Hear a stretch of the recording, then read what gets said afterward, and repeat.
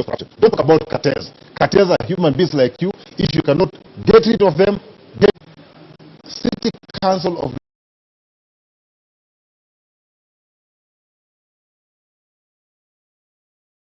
amongst the most reformed public institution and most collaborative. Top 5 in a matter of 2 years, my friend. Actually, it was 1 year because I took over in May 2009. In less than a year, I was in top 5. Reforms, my friend. So again, this master plan that we're talking about, we're happy to talk about months. We started the process of automating City Hall. You are basically telling us that we automated City Hall. Can make a difference. Yes, can make a difference. Plan, implement it. Take the plan and implement. But I want to dig deeper, Prof. Omenya, and I'm coming to you, Prof. Dote, as well. There must be bottlenecks. I'm sure every governor that came into that office received the plan, looked at it, and thought, probably these are good ideas. Which bottlenecks? Bora, which one? we must look at this scientifically. Let me hear from the professor. Scientifically, what are possible bottlenecks? Because the ideas are known. Yes, I think the big challenge that we have in the country is, I would look at it, is actually both technical and political capacity to translate plans into action. Because plans may a consultative and a broadly a political process. And then on the other hand, you will not just get a plan and implement. How do you implement a plan? You have to go to the assembly and have the MCAs, look at these plans, turn them into annual development plans so that they can actually draw money out of them. In between there's a political process. It's not a technical process. And this is why we're saying that we need a leader who has the bigger vision, clearly spelled out, and then has all these plans. And then it can be able then to sit down with MCAs and say, look here, you're coming from this area, this part of the city, this is what you're looking for, this has been taken care of in the plan. You're coming from this area, you're looking for this has been taken care of in this plan. So we're breaking this down so that in this particular area, why don't we do 1, 2, 3, 4 things that are in the plan? Because if you don't do that, then you end up doing what's or assuming that disparate projects will result into some coherent future whole. It's the plan that ties everything together. And to me, that's what I want to hear from both Polycarp and my friend Johnson Sakaja. That how will they be able to get these technical, very good documents that have been done and nobody disputes that they're actually good documents, and be able to go through this political quagmire that is packed with all sorts of crocodiles called MCAs, and then be able to still deliver on these processes. As I was saying, we need a leader who understands both management and planning processes, but at the same time is suave politically, so that then they're able to get this thing done. Okay, I need to. Hashtag is Nairobi Gov Debate 2022. We are live across all TV and radio networks. We're also using the hashtag Presidential Debates K 2022 as well. We await within the next few minutes the start of the next debate. Already in the building, Polycarp Igathe, the Azimio candidate for the Nairobi Gubernatorial seat. And any minute now, we expect the arrival of Johnson Sakaja, the UDA candidate, of course, in the Kenya Kwanza team as well. But for now, let's take that break. We are live from the Catholic University of Eastern Africa, and we're here from our Studio B, where we continue to analyze everything that happens around this debate. Also, stay with us.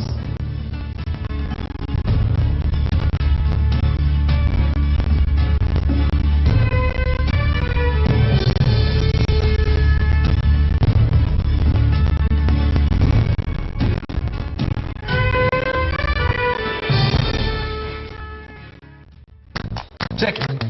Let's talk about banking. Or let's talk about dreams and goals. Your dreams, your goals. If you're like Beats, you value doing biz with ease. Or maybe you're like Dan, a family man with a plan. At Diamond Trust Bank, it starts with one dream, one goal, one deposit, and one transaction. Pamoja, let's make it happen. So don't just bank with us, bank on us. We shall legalize weed. Professor George Luchiri Wajakoya of the Roots Party. Raila Amolo Odinga of the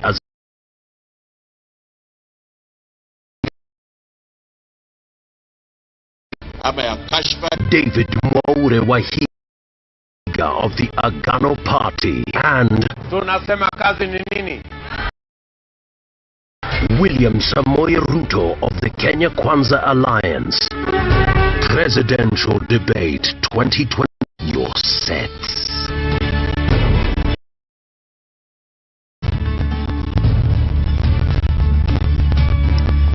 Good evening and welcome to the Pope Paul VI Learning Resource Center, the Catholic University of Eastern Africa in Nairobi. My name is Mark Masai of NTV. Na jina langu ni Zubeida Kome kutoka runinga ya KTN News. Kutoka popote pale ulipo na kukaribisha katika mdahalo huu unaowahusisha wagombea wa ugavana katika kaunti ya Nairobi. This is the final of 2 debates involving the 9 candidates cleared to run for governor. In the second debate, we are hosting Senator Johnson Sakaja of the United Democratic Alliance, UDA, which is affiliated with the Kenya Kwanza Alliance, and Mr. Polycarp Igathe of the Jubilee Party, member party of the Azimio la Umoja One Kenya Coalition Party. Kulingana na kanuni zinazosimamia mdahalo huu, wawaniaji wana muda wa dakika 90 za kulumbana kupitia maelekezo na mawasiliano na wahusika kwenye mjadala huu. And our questions are clustered into 6 segments, each running for 15 minutes. As per our debate rules, each candidate has 2 minutes to make minutes to answer a question and 60 seconds for a rebuttal. The topics have been carefully selected after a thorough assessment of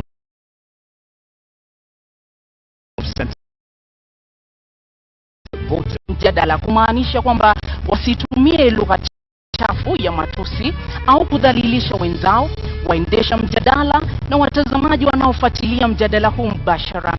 Lugha ya maneno au ishara zinazoweza kutafsiriwa kwa matusi hazitaruhusiwa kutumika kwenye mjadala huu. The same responsibility is shared by the audience seated here in this auditorium. Debate rules do not permit any cheers or jeers except now, when we turn our attention to the debate platform to welcome the candidates Polycarp Igathe and Johnson Sakaja.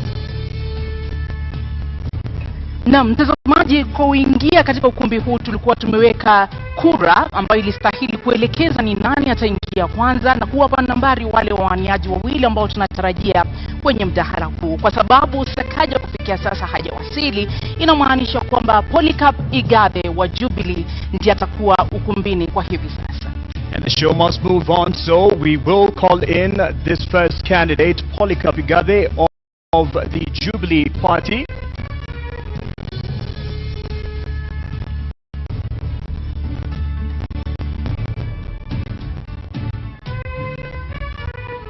Polycarp Igathe, uwanja ni wako. Tumkaribisha anapoingia.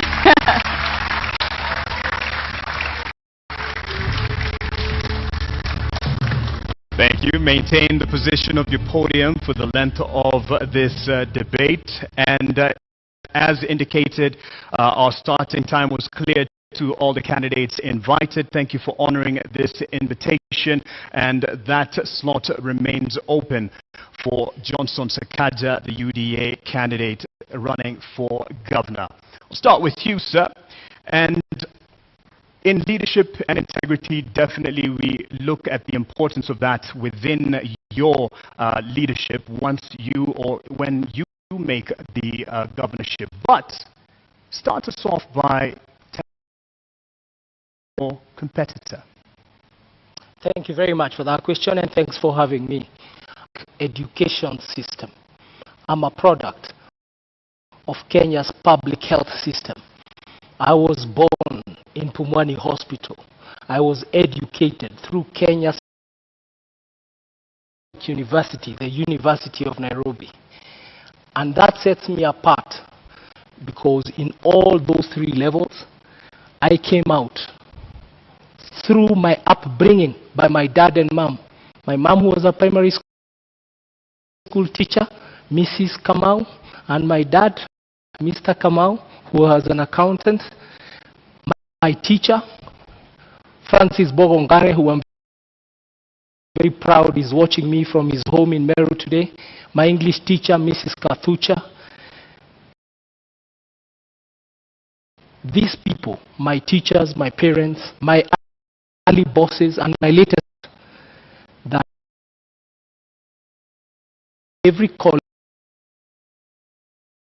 intelligent execution. High intention is prayer, sincere effort is hard work, intelligent execution is discipline. That is what sets me apart and I do to the job.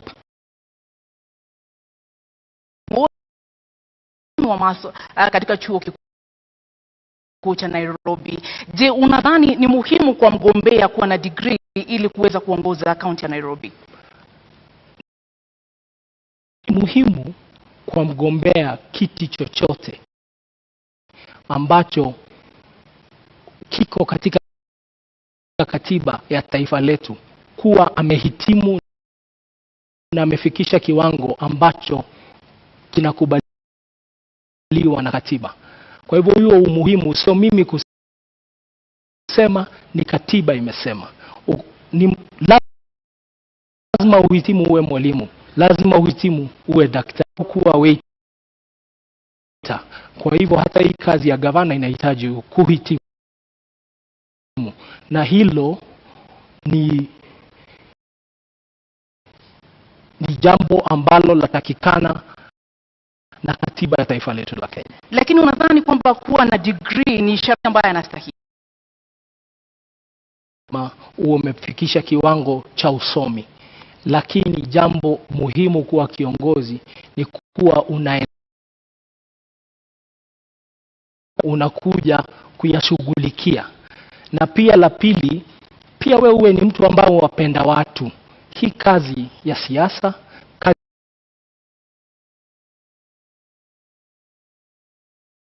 na lazima uwe wewe ni mtu ambaye namba moja mcha Mungu, mtu ambaye anapenda kufanya kazi ya huduma kwa wananchi. Nimeuza soda kwa kiosk, nimeuza bairo kwa bookshop, nimeuza pombe kwa bar, kwa mama mboga, watu ambao tunawaita umetokana na kushughulikia watu wa kawaida katika kazi ya mauzo, hasa katika sekta ya kibinafsi. It has been the accusation leveled against your side by your competitor. Would have been great to have him here to respond to the question of a degree for governors, that the fight at least and the clamor to fight him to qualify to be on the ballot is for the benefit of Igathe, to lock him out of the race. Just to clear the air on this, what is your response? I really want to meet my worthy competitor on the ballot. The fight is hard, is a fight I truly regret, because it's stopping Kenyans from actually stopping him from coming to office. When all constitutional institutions fail in their duty, then there is a duty by the citizen. And there is no bigger duty than the duty of voting on 9th of August 2022. I wish him well, and I hope that he can come tonight. I also hope that he will be on the ballot on the 9th of August so that we can beat him at 8:57 a.m. Na umetaja pale kwamba una ueledi na umejitolea na una ule moyo wa kutaka kuwatumikia wakazi wa Nairobi. Lakini kweli uko tayari kuingia katika kazi ambayo itakubidi uwe pale kwa miaka 5, kwa sababu historia inaonyesha kwamba ulipochaguliwa kuwa naibu gavana? Niko tayari, niko gangari, na nimejitayarisha vilivyo kutumikia wananchi wa Kenya katika jiji Nairobi kwa miaka 5. Mimi wakati nilipokuwa kwa kiti ya deputy governor, nilisema kwamba sikupata na sikuweza kupatiwa kazi nifanye kama deputy governor. Na kuna jambo moja ambalo lazima tukubali. Kenya wako zaidi wanaochaguliwa kupitia kwa debe. Wangapi wanafanya kazi yao na ukweli wanapewa mshahara kwa sababu wamefanya kazi? Hilo ni swali tunafaa kujiuliza. Mimi siwezi kubali mshahara bila kufanya kazi. Naam. Unasema kwamba hukupewa kazi. Ni kwamba haukuwa na ushirikiano na Governor Sonko, ni kwamba ulijipata katika nafasi hiyo kimakosa, au ni vipi wewe kama naibu gavana unasubiri tu kupewa kazi? Governor Sonko ni rafiki yangu, ni mwalimu wangu wa kisiasa, hasa siasa za Nairobi, na muheshimu na namuenzi mpaka wa leo. Ni rafiki yangu, hata dakika 5 zilizopita tumeongea. Lakini kazi ni tofauti na urafiki. Siwezi kuja ofisini na kila siku kazi yangu ni kusoma gazeti na kuacha koti kwa kiti alafu naenda na lala. Kazi lazima uwe iko kazi ambayo na mpangilio wa kazi umepewa. Na usipopata hiyo kazi, basi una article 1 kwamba nguvu zote za katiba ni za mwananchi. Na kazi yangu nilipopiga reverse gear ilikuwa ni kusema wafanyikazi wa watu wa Nairobi, na nawaeleza nitawafanyia kazi. Na baada ya miaka 2-3 mambo ambayo niliona yaweza kutendeka yalitendeka, na tugange yajayo yalipita. In retrospect, you did not quit on the residents of Nairobi who entrusted you, and in fact threw their weight behind your boss because you were there as a deputy. You didn't quit on them. Do you owe them an apology? I failed to earn the trust to deliver my mandate as deputy governor. I never blamed anybody. I blamed myself, and I fell on my sword. Today we see a lot of people who, rather than quit their position, continue to sit there and enjoy the trappings of power and enjoy a salary from government. They enjoy public money. I did not quit on you. If I quit on you, I would not have come to represent myself again through my party Jubilee, through Azimio la Umoja, and contest the nominations, and then win, and then be here as a candidate. I respect Kenya. In our national anthem, we always say, Kenya istahili heshima. And that is a prayer, and that's our national anthem. We put our hands on our hearts, and we say, Kenya istahili heshima.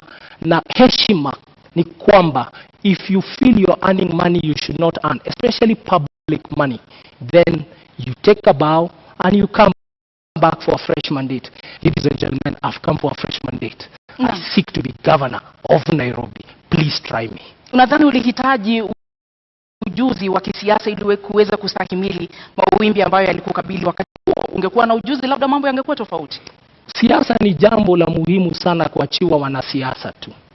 Sisi ambao tumefanya biashara, mimi kama kazi niliyokuwa nikifanya kwa benki, nimeona wafanyabiashara wengi ambao biashara zao wamefunga sababu ya maslahi yao kukataa kuangaliwa na watu ambao utengeneza sera, utengeneza sheria katika bunge. Na kwa hivyo nakuja hapa na uzoefu wa private sector, na anasema tuingie sasa. Let us change kidogo, let's change the tune. Tuingie, tupindue, tulete mapinduzi, tulete ari mpya, kasi mpya, mwamko mpya, tuendelee. Tujaribu mtu ambaye ana uzoefu ambao unaweza kusaidia kisiasa. Na siasa ni nini? Siasa ni ile mambo ya kuleta watu pamoja ili mtimize maslahi ya watu na jamii. Mtengeneze uchumi, tutengeneze mazingira, tutengeneze jamii na tuendelee pamoja. Hiyo ndio siasa. Hata katika sekta ya kibinafsi, kazi ndio hiyo ya kufanya kazi na wenzetu.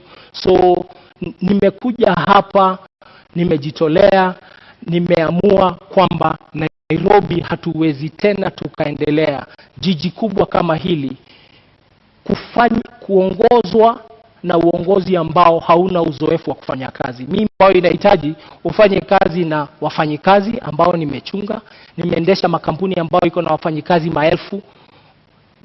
budget za mabilioni, na ndivyo nasema, nafikiri nina uzoefu. Hii kazi ya budget bilioni 40, wafanyikazi 15,000, nataka hao wafanyikazi wapate kiongozi bora, kwa sababu wakipata kiongozi bora tutapatia wananchi wa Nairobi huduma na taifa letu litakuwa nzuri, na nitakuwa nimefanya kazi yangu kama mwananchi wa taifa la Kenya. You do have the decorated profile in terms of the boardroom and the qualifications therein. Politics is part of the game, and especially for a county like Nairobi and the position it has nationally. Are you confident about your political ability to make sure that you control and you keep things under control within the capital? I thank you very much for the compliment. I can tell you, their shareholders, their employees, and their customers. Shareholders invest in employees. Employees invest in customers. Customers pay the shareholders, and the cycle works like that. In politics, the shareholder is a political party. The political party then nominates candidates who come as politicians and civil servants who come as civil servants. And the work of civil servants is to then serve the public. And the public in turn keeps giving power to the right party. I am very proud to be a member of Azimio la Umoja, led by the most disciplined shareholder in politics, if I can use those words, Raila Amolo Odinga Baba. He has run the most disciplined political party. I'm very proud to be a member of his team. I'm very proud to be a member of the Nairobi team with my colleague Edwin Sifuna, with my colleague Esther Passaris, with all our MPs. I'm very proud. And because I'm joining a disciplined team, we are going to serve the public. What has been the problem of politics is, just like in business, we have employees. In politics, what we see is that you have politicians, political parties and politicians who have come together to steal from the public. It's like a shareholder and an employee and management stealing from the customer. That's not sustainable. What I can say is, in closing, that remark is, when a customer loves you, no one will harm you. When a voter and the public loves you, no one will harm you. We are seeing it in Sri Lanka. We are seeing it in very many countries, that people are eventually, the silent majority. In Kenya, we have a very big silent majority. Quiet people, decent people, honest working people who go about their lives. They are really tired of the circus of usual politics, of coming late for interviews, of eligibility to a job. It just says this is what the eligibility. People are really tired. And I know that because I live amongst the people and I'm a son of this country. People just want a normal servant, service person. They just want to get the job done. And me and my partner, my deputy governor, who's an accomplished scholar, Professor Philip Kaloki, we are just here to get the job done. And we have come with a full blessing of our party, and we have fused a lot of ways: the Wiper way, the ODM way, the Jubilee way, the NAK Kenya way, the KANU way, the UPIA way, the DAP way. We have fused that, and that is the genius of this thing called Azimio la Umoja. Kenya will never be the same again, because you Kenyans have decided to vote for Azimio la Umoja on 9th of August 2020. Umetaja pale kiongozi wa Azimio Raila Odinga na ukamtunukia sifa kedekede. Je, uamuzi wako wa kuingia katika kinyang'anyiro hii au ulikuwa uamuzi wa Raila Odinga na mrengo wa Azimio la Umoja? Uamuzi wangu kuingia siasa niliufanya tarehe March mwaka 2017. Ndipo niliamua kuingia kisiasa kabisa. Na mimi nimekuwa member wa Jubilee Party kutoka wakati huo. Watu wengi wanasema nimeingia siasa hivi sasa. Nilichaguliwa na kura 869,000. Nafikiri kidogo na 2017, wacha nimalize. Kwa sekunde chache naomba. Nilichaguliwa na kura 869,000 wakati uliopita. Na sasa nimerudi tena kusimama kwa siasa. Nikashinda tikiti ya chama tawala Jubilee. So Igathe is his own man. Igathe is his own man, and he won his nomination. He canvassed for his nomination politically within the party. Right. And within the party, we also had 2 other candidates. The people who are running against me also did not have degrees, you know, and I bet them. All right, on that point, I think you'll be happy with this intervention because your competitor for the governor's seat has arrived, and would like to now call in Senator Johnson Sakaja. Karibu mdosi. Sasa bro, how are you? Good, how are you doing? Good, karibu sana. Good to see you. Pole. Asante. Traffic mbaya tutasort. Thank you very much. Senator Sakaja, why are you late? Well, my opponent is used to head start, and so I wanted to give him an opportunity, and we're here. Lakini mbona umekuja kuchelewa? Nilikuwa nataka kumpa nafasi, aanze amezoea kupatiwa nafasi ya kwanza. Na kuna haja kuzingatia hiyo zaidi. I think we all know the head start we're talking about, whether it is from government, TC, but it's a good debate. Thank you. All right. What's a position? Well, Polycarp Igathe is a great man. He's a friend of mine. We've been in Jubilee together. We've campaigned together. I think what separates us is the heart to work for the people. He's had a career in the corporate sector. I've had a career in public service and in leadership. The problems this county has, the challenges in our city, the issues we need to deal with, need solid political leadership, and that is what I know. Naam, swala la maadili katika uongozi lina umuhimu gani katika siasa zako, katika kampeni yako, katika mchakato huu mzima wa kuwania kiti cha ugavana katika kaunti ya Nairobi? Swala la maadili ni muhimu sana, kwa sababu kiongozi sio tu yale ambayo unasema ama yale ambayo unazo kama fikra, ni yale ambayo unafanya. Integrity is extremely important, na mimi nazingatia masuala yote ya maadili. I think integrity defines who you are, and it's not about who you are in public, but also who you are. Because as a leader, your work is to set a good example. Your work is to show, the community and the society where to go to. And so, of course, integrity is not perfection. Integrity is not pontification. Integrity is not saying that you'll never make any mistake. Integrity is taking responsibility. And integrity is being able to stand up and say, yes, on this I'm right, and yes, on this I'm wrong. That is integrity. You speak about abiding, and part of the requirement, the credentials. Yes. Do you believe that it is important for someone running for governor to have a degree? It's not just important. That's the reason I'm here. That's the reason I've been gazetted. I do have all the qualifications required to run for governor of Nairobi, and on top of a degree, beyond just the academic qualifications, I have the competence, the character, I have the will and the experience to lead this county of Nairobi. Why is it so contested? Because, as I've said, the head starts being sought include that. I think, and I feel bad for my opponent, because majority, or rather the biggest part that his team has been relying on was not to have me on the ballot. I'm glad I had his seat, because I've been around, I've been in this complex and listening, saying that he wants me on the ballot. I'm glad they say that, but many of his political benefactors do not want me on the ballot because they know the effect of that. I do have a degree. I'm from university. I presented it on the 6th of last month to the competent authority, which is the Commission for University Education. After that, it was presented to the counterpart commission in the in our neighboring country.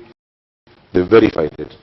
Many people have said that I'm trying hard to prove that I have one. Actually, it's my detractors trying hard to prove that I don't have one. Now, this issue is before the court, and the reason I sympathize is that if my opponent and his team focused on going to the people, then in fact I would want to display it today to all of you to see. Operators and institutions that have to verify it have actually said it is correct. Na kwa dakika moja unusu, kwa sababu sasa hivi tutaanza kuzingatia muda kulingana na sheria na masharti ambayo tuliweka awali. Kwa dakika moja unusu, endapo utachaguliwa kuwa gavana wa kaunti ya Nairobi, kisha baadaye kesi iwasilishwe mahakamani ambayo itabatili ushindi wako, utawajibikia wakazi na wapiga kura wa Nairobi? Hakuna hakuna kesi inaweza kubatili ushindi wangu, kwa sababu kwanza ushindi wangu, unajua ndugu yangu anaongea juu ya 8:57 am. Ushindi wangu utadhihirika, utaonekana. Nafikiri vile mmetutawanyisha kutoka wale wengine ilikuwa kwa sababu ya utafiti ambao umefanywa, na utafiti umeonyesha kwamba niko mbele zaidi. Mambo ambayo yako kotini yataisha kwa sababu tunajua ukweli ambao uko. Hakuna tashwishi hapo. Na zaidi ya hiyo, kwa sababu kumekuwa na hiyo, unajua, mkuti ambayo imeongozwa na serikali, and I have said it previously, who has been driving this and how it's been driven. I think by the time we're going for re-election, we'll make sure that there's even more to be able to show on that. So that is not an issue of concern. What is of concern to us, and what is of concern to anybody who has sold as a leader in the city, is the plight of the millions of Nairobians who are suffering the lack of dignity and the lack of order in our city. And that is where our focus must be. So I do not expect any challenges beyond that, because what is out there is political propaganda. If you look at the lengths that the state has gone to try and stop my candidature, if you look at the resources deployed, including diplomats and the ambassador, etc., intimidation of institutions, one revoking and revoking, etc., then you know that there's something there. And I think nothing of that source will stand the test of time. Are you saying the action of governor are behind your competitor? Yes. What do you say about that? You have an opportunity to respond. Our worthy competitors have pitched themselves as victims, and their entire platform is victimhood. That they are victims of the weather, they are victims of the law, they are victims of what they call the system. But facts are facts, and the truth is the truth. I have said I really would love to meet Senator Sakaja. I think out of abundance I would like to meet Senator Sakaja on the ballot. Because on the ballot, so that we can beat him, and so that the people who are the last line of defense when all other institutions fail, prove to him that they know better, that wajinga waliisha Kenya na waliisha Nairobi. If any other institution on the ballot. Na muda umekwisha. Senator Sakaja, je, uamuzi wako kuingia kinyang'anyironi, ama niweke hivi, uamuzi wa kuingia kinyang'anyironi ulikuwa wako binafsi au ulikuwa wa chama na kiongozi wa chama? Nimefurahi kwanza tumemaliza hicho kipindi, kwa sababu I'm able to prove and to show that I have the qualifications, and that is going on. I'm looking forward to it. And I know millions of Nairobians everywhere I've gone to tell me every day that they're praying, and because they can see that big hand of the state, and we shall be vindicated in due course. When there's time after this, I'm available to speak to that. Of course, my intention to run for governor of Nairobi has been my intention. I've grown up in the city. I was born in Ngara. I've seen the city when it had some semblance of a working city, and I've also seen the lack of dignity and order in our people. The lack of dignity. Had to watch her daughter die at Mama Lucy because of an ambulance. I've seen that, and I've committed myself to lead the charge of providing order and dignity in the city. So it was my decision. It is my decision, and beyond that, it is the resolve of the millions of Nairobians to rescue this city from state capture. Your decision, you say, but it is on as governor. How much of a burden will the patrons of your particular alliance have or be to your leadership as governor?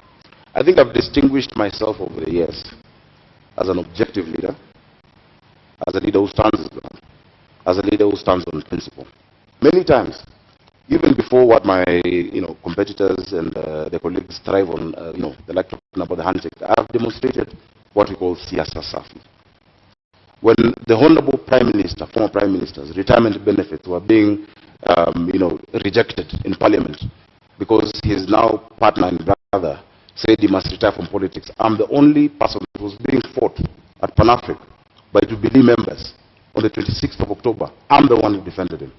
When Babu Owino was thrown into a cell and Raila Odinga and Wetangula could not remove him, I went, despite there not being any agreement before the handshake. I believe in siasa safi.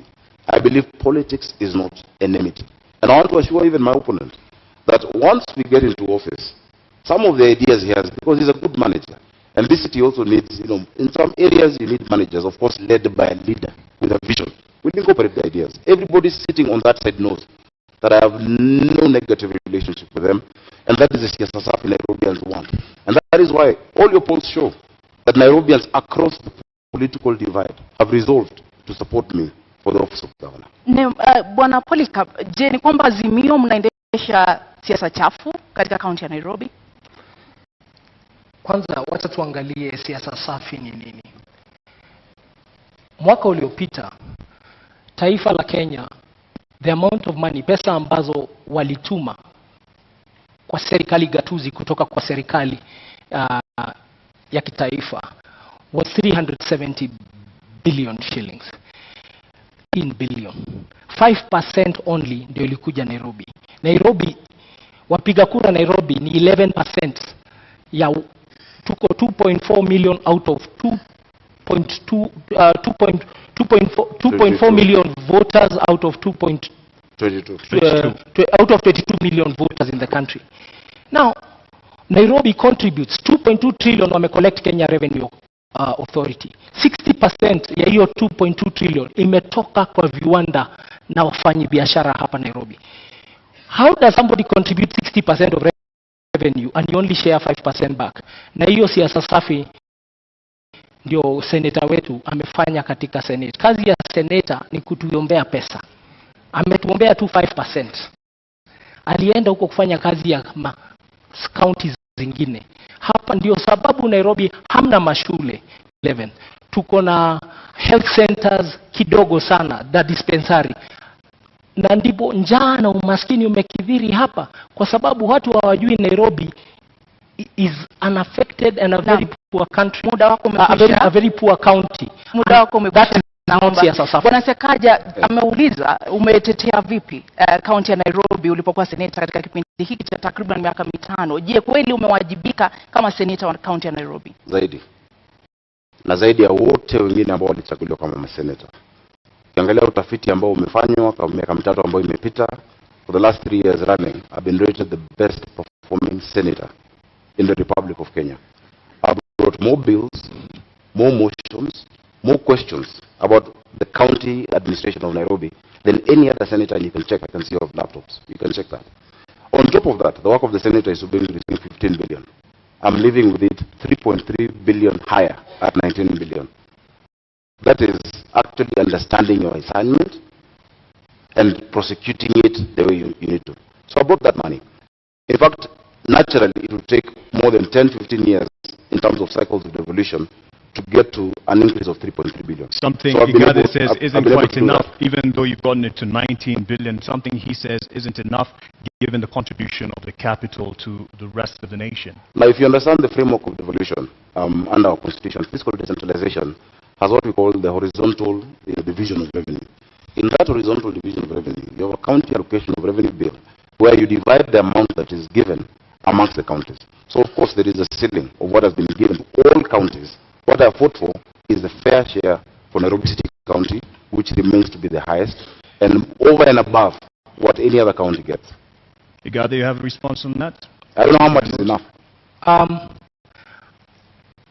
What Senator ensured persisted in this country is a philosophy that is unsustainable. That you take from people according to their needs and give to others according to their ability and give to others according to their need. Nairobi is a very needy county.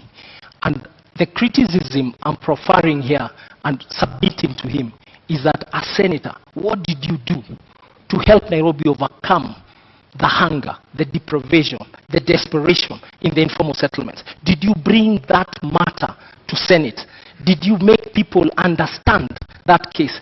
Instead, what we saw, he was a leader of a group called Team Kenya that even removed incentives for county to generate their own revenue. We used to get 1% extra if you generate your own source revenue. Like Nairobi is only generating this is going to do about 9 billion of its own revenue. So the The CRA, Commission for Revenue Allocation, was giving us brownie points as a county if you collect your own revenue and you don't rely on the national government.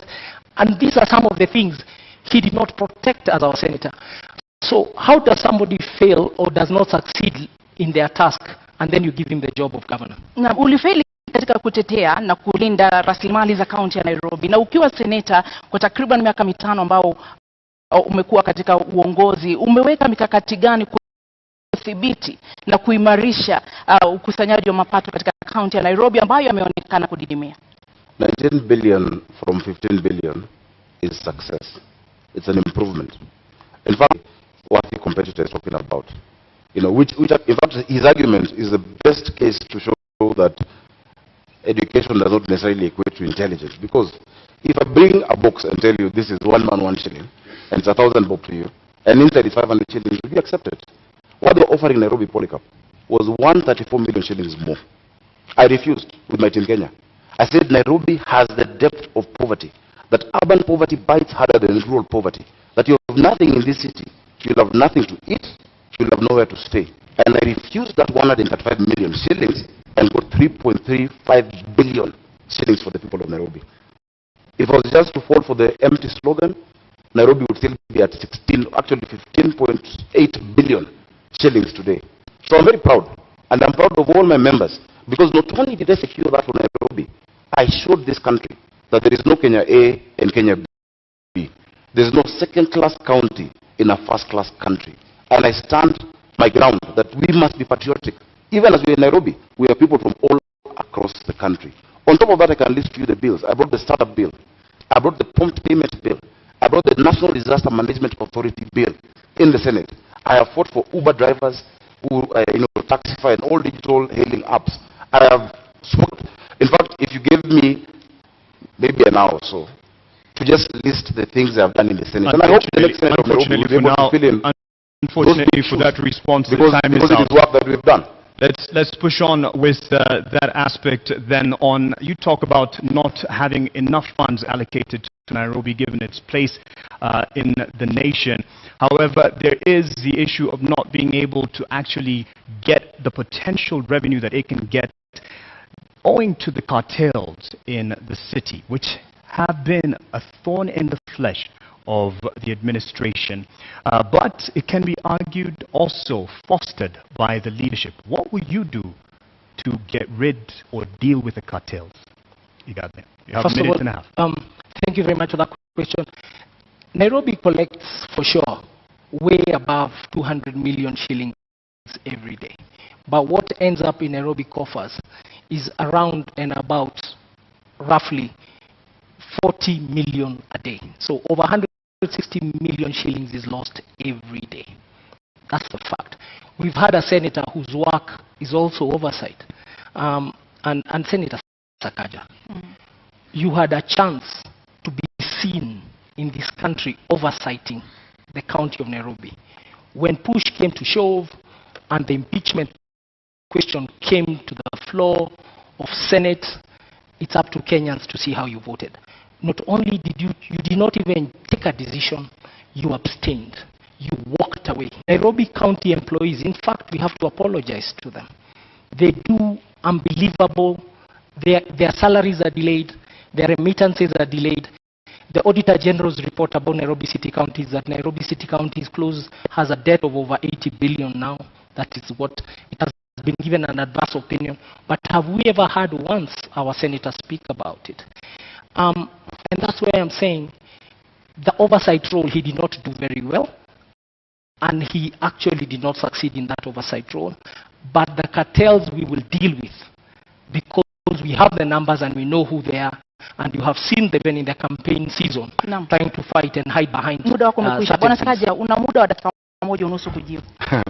I'm actually quite tickled that Polycarp Igathe can talk about push coming to shove and me not making a decision. Before even push came to shove, in like 4 or 5 months, Polycarp Igathe quit on the people of Nairobi. In fact, that should have come in the question of integrity. Because when you talk about public trust, chapter 6, at the expense of private convenience, that is the question that we must answer. It did come up before you arrived. The question on impeachment Governor Sonko will not be facing an impeachment if you're stuck in office. In fact, if you're stuck in office, you probably would have been the incumbent governor. If you're stuck in office, there'd be no NMS in Nairobi. The reason we have an NMS in Nairobi is after Polycarp ran away in less than 6 months. This city needs resilience. You need to be tough. You cannot say that you have betrayed 800 and I think, how many votes did you guys get? 40 or something thousand votes. 840,000 votes. Because you could not get the trust of one individual, yet 1 million Nairobians have given you the public trust. When push has come to shove, look at the Senate answered. I have spoken more times than any senator. I have raised more questions in the Senate than any other senator. In fact, I have taken the former Governor Sonko to court on the action he took on Matatus. The record is clear. This county needs a political manager who understands how to deal with the leaders and how to deal with the issues of the people, but has a thick skin. In fact, if Azimio would have no candidate, but I have stood. Your time is out. You've stood. You ran off. He'd have quit. Integrity, I define integrity as what you do in private. If it ever became public, you'll never be ashamed. I'll tell you what is not integrity. Is uttering false documents and then standing here and saying I have integrity. Go to the website of the East African of EACC. Go to the website of IBC. Check the university governors, Sakaja, Senator Sakaja. No, let me go. Go and check what Senator Sakaja cited as his degree in 2017. It's a public document. And then you know who he is. Is your name really Sakaja? Nairobi. Careful. All of us, careful. We can no longer entertain charlatans in positions of high national responsibility. And charlatan is not an insult. It's people of questionable integrity. It's people and individuals who come to steal from you wholesale to distribute retail to their friends. And I submit to you, the man to my left will do exactly that. Careful. I think the man to my right did exactly that by running away from the mandate given to him by Nairobians. Actually, the entire mess we have in this city. Because when he ran away from office, and I think he said somewhere, this city went into a spiral. I assure you, even the drafting of the articles of transfer, I had to be involved because we had to rescue Nairobians. And he ran away from that public office. Now, if you cannot withstand the heat of a deputy governor, you can't run Nairobi City County. You have 85 MCAs, possibly 40 nominated, 125 MCAs. You have 17 constituencies. If just one Mike Sonko made you run, tomorrow Matatus will strike. The next day, hawkers will be on the street. The next day, and you're trying to run this county by being popular, it will not work. Again, as I've said, it is really unfortunate that the only card they had was to try and stop me from being on the ballot. I want to tell you, to wake up, smell the coffee. On the 9th of August, I'll be on the ballot for governor of Nairobi City County, and on the 25th, we shall be sworn in. Because Nairobians can see through the game.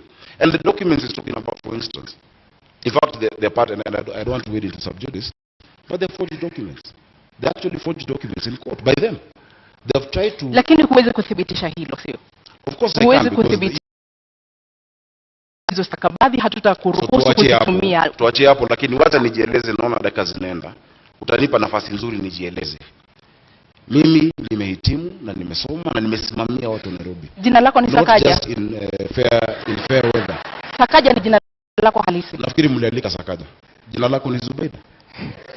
Niko hapa kuuliza maswali, kwa hapa kujibu, naomba. Ukiuliza swali ambao kama watu Nairobi wanasema itoshi. Mwenzako amekuuliza swali.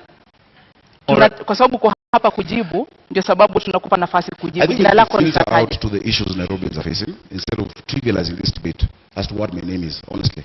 My name is Arthur Johnson Sakaja.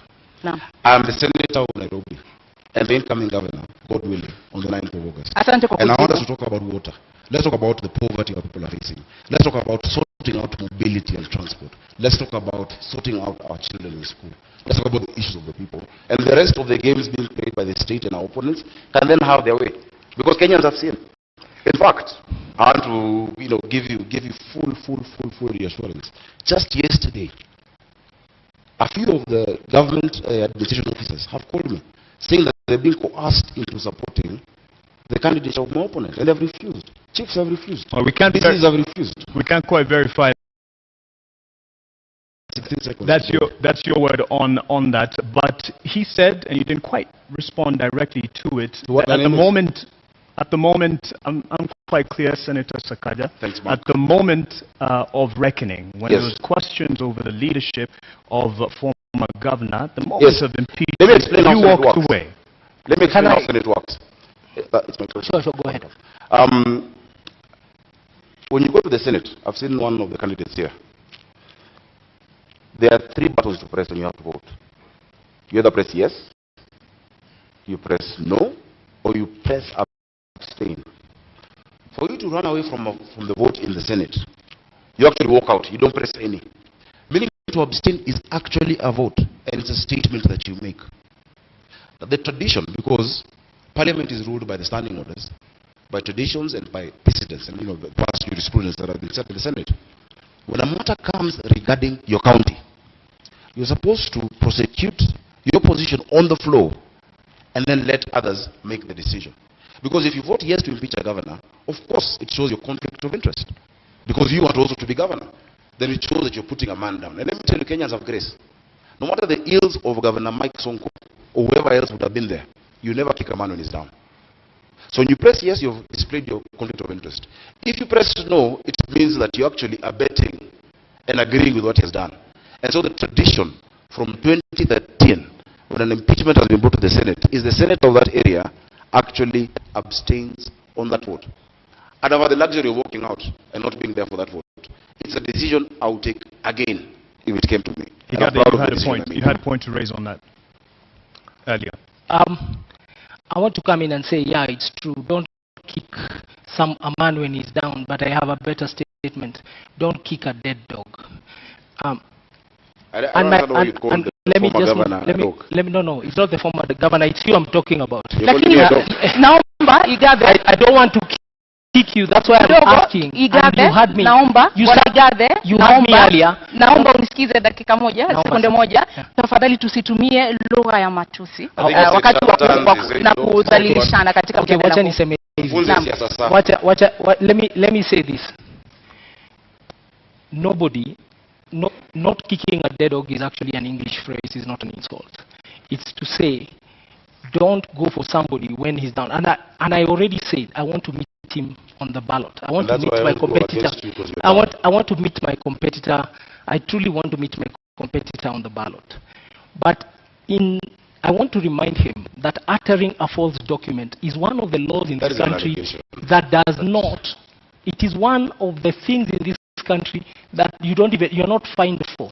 You are taken straight if you are found guilty. And that is for the investigative capacity. We didn't come to do that here. All I'm telling Kenyans... That is an allegation. Can I finish? What the Constitution wants is a common structure. Ask yourselves, who amongst two of us can you... All right. You said earlier, you know who the cartels are. Enumerate them, put them on notice on how you're going to deal with this. Earlier when you were talking about the cartels. The cartels of Nairobi have persisted for 4 decades. Who are they? You said you know. It is a clique of people who have choked the city, and especially the biggest symptom of cartel behavior is in the situation with garbage collection in the city of Nairobi, the situation with pending bills, the situation with suppliers in the city of the county of Nairobi.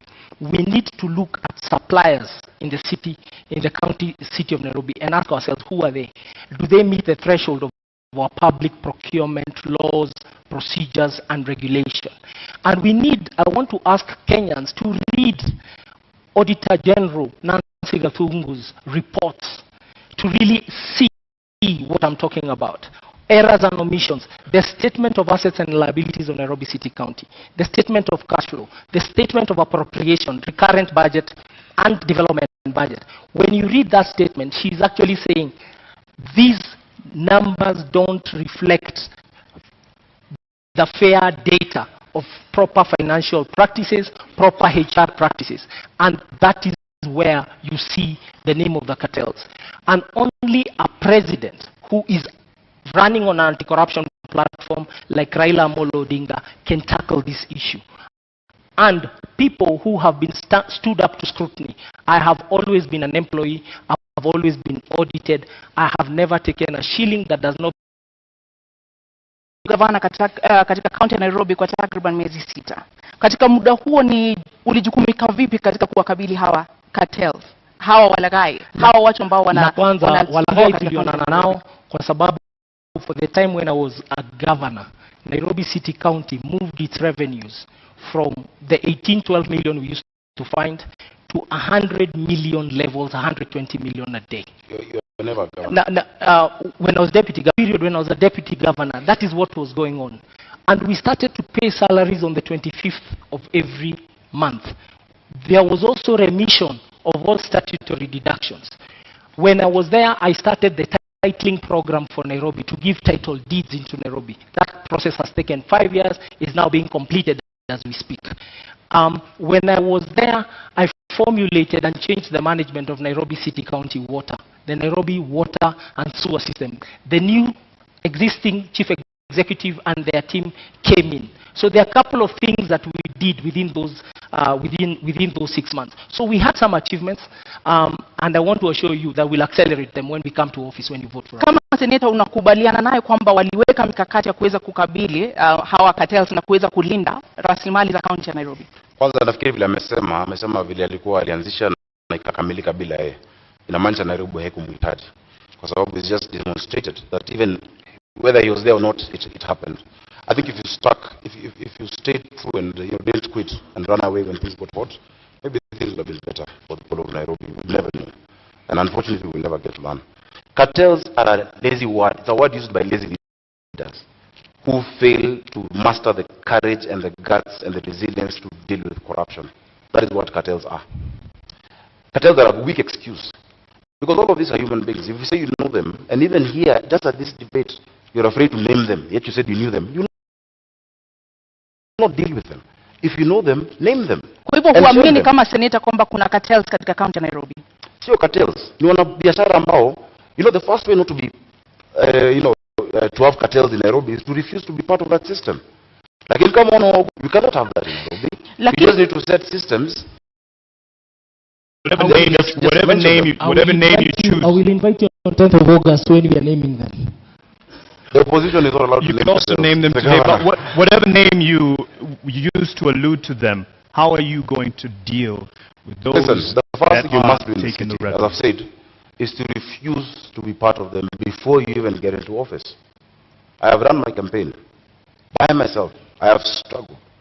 I have funded myself. I have evidence. In fact, unfortunately, I can table it over here. That even the first bill was paid for my opponent up by the cartels.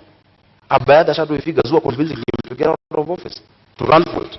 Once you are captured by them before you start, once you're captured by the state, once you're captured by these shadowy figures before you even set foot, you will not do anything when you're elected governor.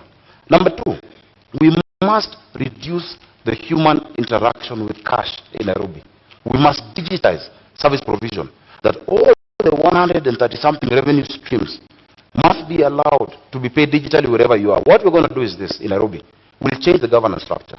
We're going to have 5 boroughs in the city: Nairobi North, East, West, South, and Central. Each of those boroughs, pursuant to the Urban Areas and Cities Act and the County Government Act, Section 14, will have a urban area board or a borough board. And that borough, there will be an assistant city manager who will report to my deputy governor, Mushiri Njoroge, who we have agreed is not going to quit. Is going to be the chief city manager. Now, once you localize them, these are will deal with water.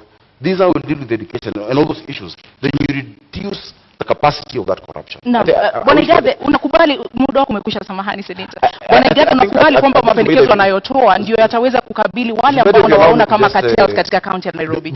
Samahani, muda wako umekwisha. Seneta, naomba muda wako umekwisha, tumpe nafasi aweze. Mambo ya Nairobi ni mazito. Tafadhali baada ya kuzungumze utuongeze dakika. Shida za Nairobi huwezi taja na dakika moja. Kama mnataka watu wa Nairobi wasikie vizuri, kwa heshima kubwa tumsikize, kisha utapewa muda zaidi. Utapewa muda. Senator Sakaja,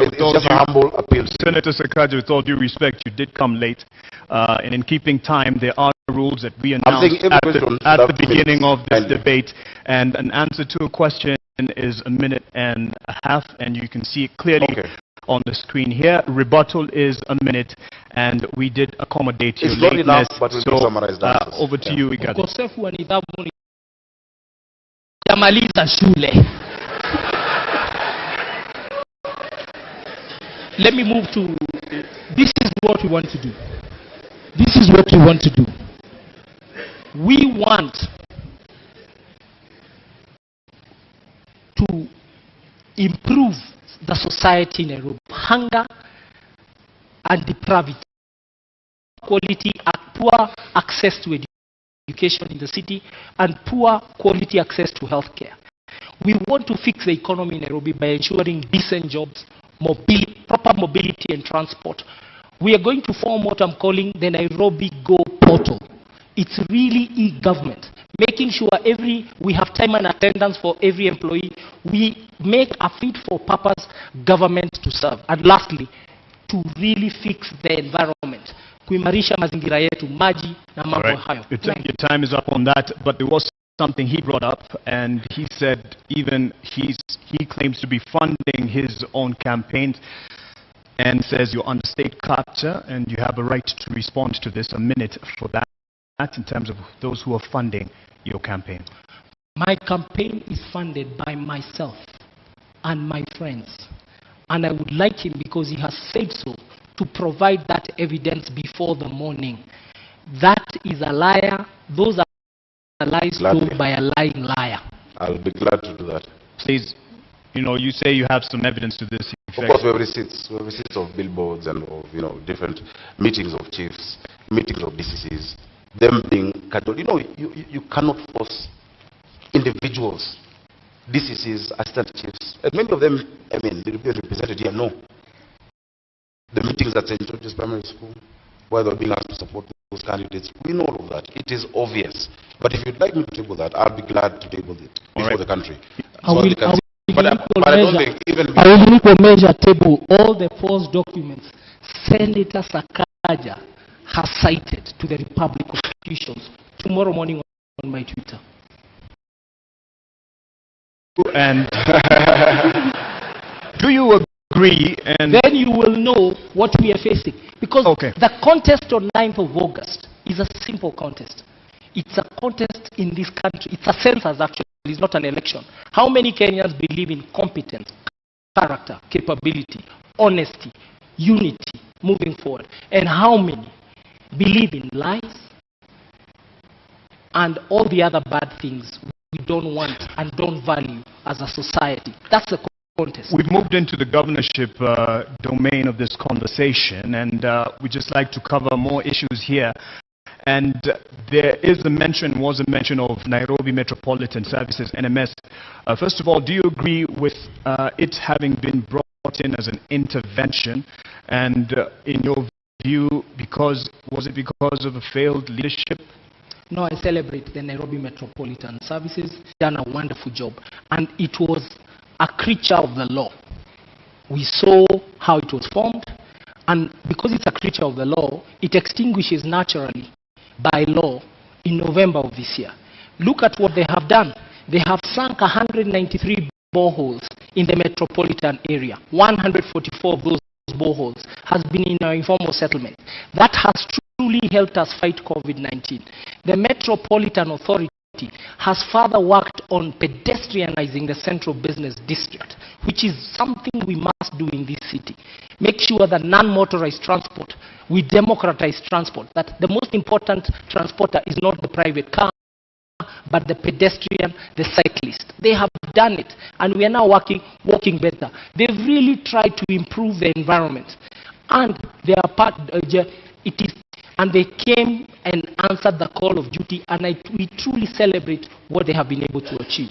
And we are reverting back to a civil authority. As we speak, I believe General Badi is in transition, waiting for the election and then for the next people to take over office. He should not be vilified. And he really worked, and he's been able to deliver. It's been a band aid to the city of Nairobi. Labda kwa sekunde 30, iwapo utapewa nafasi ama ungepewa nafasi, ungetaka NMS iendelee kuhudumu katika kaunti ya Nairobi? NMS siwezi pata hiyo nafasi kwa sababu sheria inasema NMS muda wao utakwisha Novemba mwaka huu. But it was extended and there's an opportunity to extend it. I will give better service as governor of Nairobi than NMS.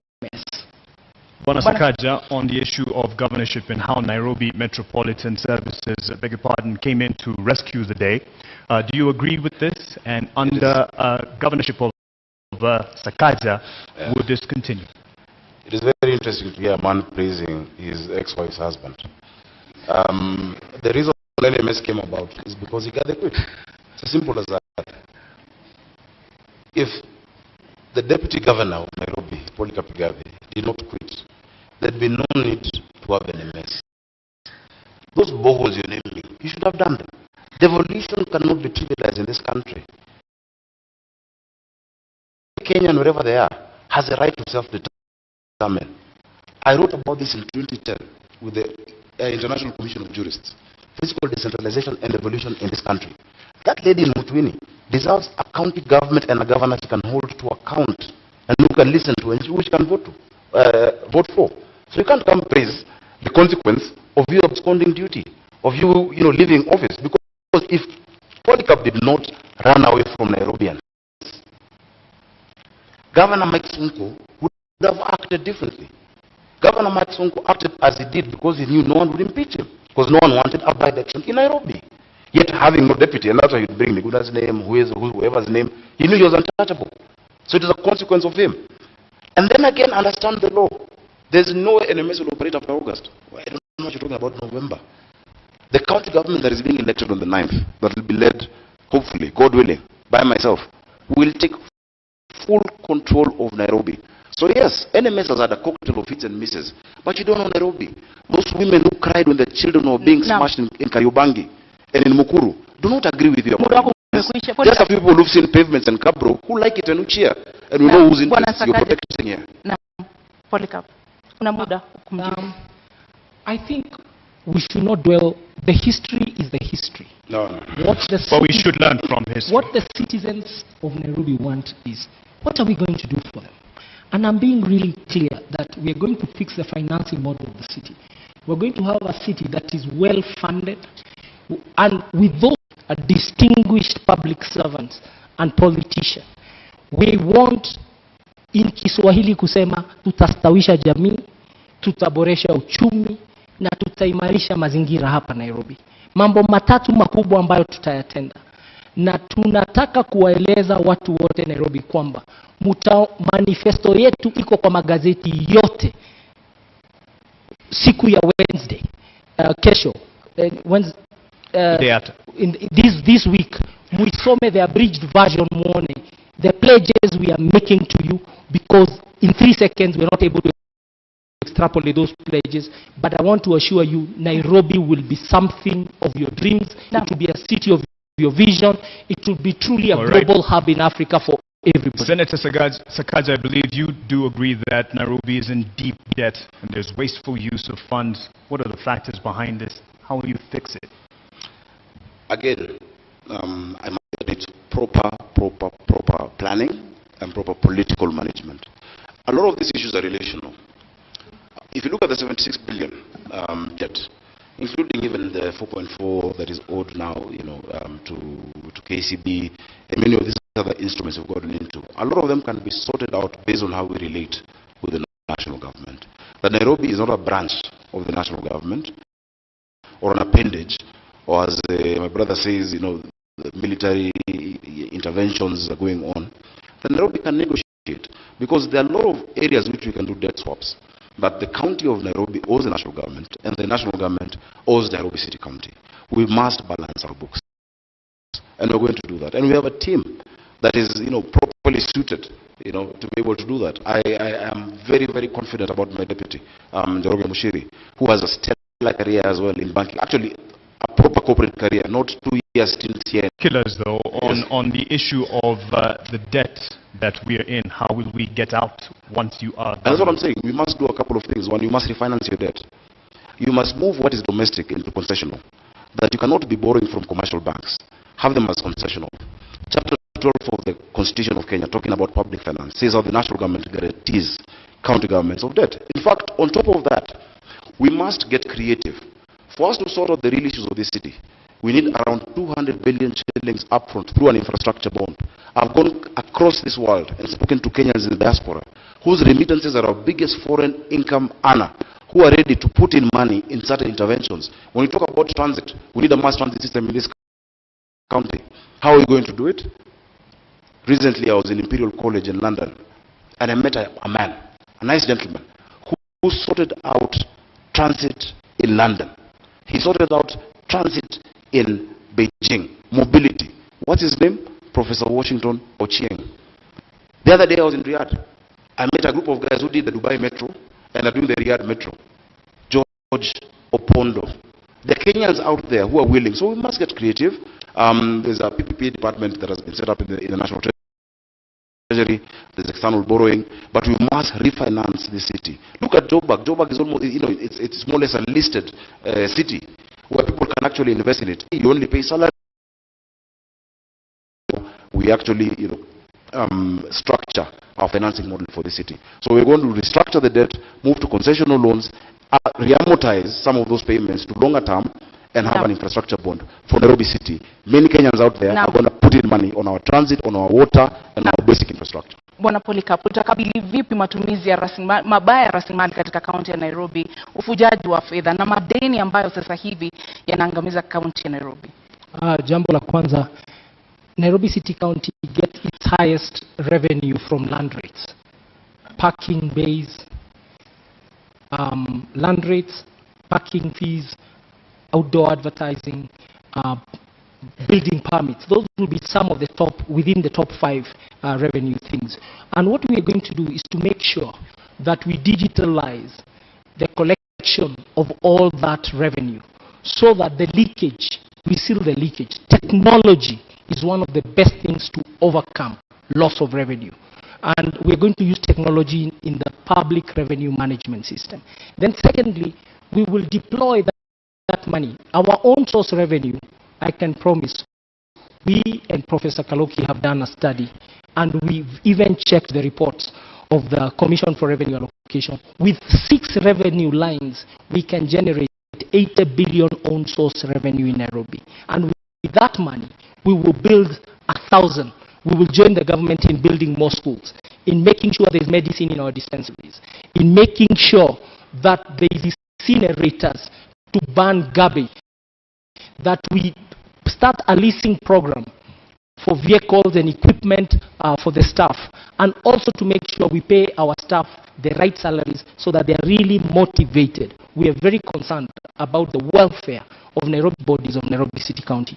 Only motivated workers can deliver essential services, and that's what Nairobians want. And that brings me to the next issue, and that is the competence of the Nairobi City County staff, and you will both have an opportunity to respond to this. How will you address the competence or lack thereof, overemployment, cases of ghost workers, and the issue of productivity to make those staff workers, the workers of Nairobi City County, that they will deliver the services for the Nairobians? I'll start with you. Every employee of Nairobi City County, from the 10th of August, we shall have a performance agreement with them. We will bring back to life performance contracting. And that performance agreement means what do they do every day, the few things they do every day to deliver the output Nairobians expect. And that output will be captured in a scorecard. So each one of us will have a scorecard and a performance agreement. The performance agreement is the input, the scorecard is the measure. And who will measure is the neighborhood associations. We're going to run Nairobi with the neighborhood associations as per the Neighborhood Act. There is an act that demands the cities run in a see-through way, let me not call it transparent, that And I want to use the analogy of an egg. The executive of Nairobi City County will be the yolk. Surrounding it will be the county assembly as the egg white. The egg shell will be the residents of Nairobi. Kwa sababu, we will not pay an invoice for a road or a broken sewer before the neighborhood association, say of Kayole, sends us a photo. So there's crowdsourcing. We are going to use technology and the cloud and a data center that can really be able to serve the city of Nairobi. And we shall decentralize services from City Hall. City Hall will be the headquarters of the corporate services. There is no use for a waiter, like I found a waiter, a restaurant, somebody working somewhere in Umoja, telling me they have to come all the way to CBD at Yanakuja kutafuta food handler certificate. That food handler certificate, they should be able to get it in Umoja. Sakaja, I think you were tickled there again. Was a point to mention the cloud issue, but how will you address the staffing for Nairobi County? Unajua mavijana wa Nairobi wakisikia vile amesema hiyo story ya mayai, atasema anatubeba kimayai. Not corporate. You must take the bull by the horns and give practical solutions which to are our city.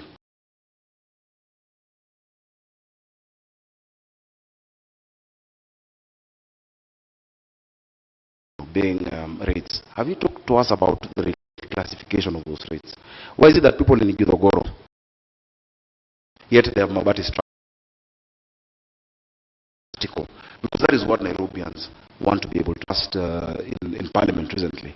Prevents an opportunity. I've heard him saying he's done a study with Professor Kaloki. I know Professor Kaloki is a professor. And maybe that's why we've not been seeing you guys campaigning, because you're doing studies. But look at what KPMG has spoken about Nairobi. Look at what PwC has said and the CIA. It is not just 6 revenue streams that are going to increase how much we collect. Just the sectional properties realignment and the revaluation that starts in January 2023 is going to take us up another 50 to 53 billion shillings. Every other revenue stream then must be geared towards making Nairobians more productive.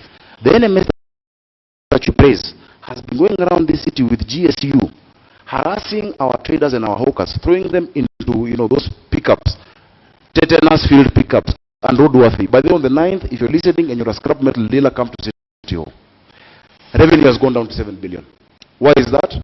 Because you're not explaining to the people of Nairobi the services you're offering with the money you collect from them. We'll have a people-centered leadership.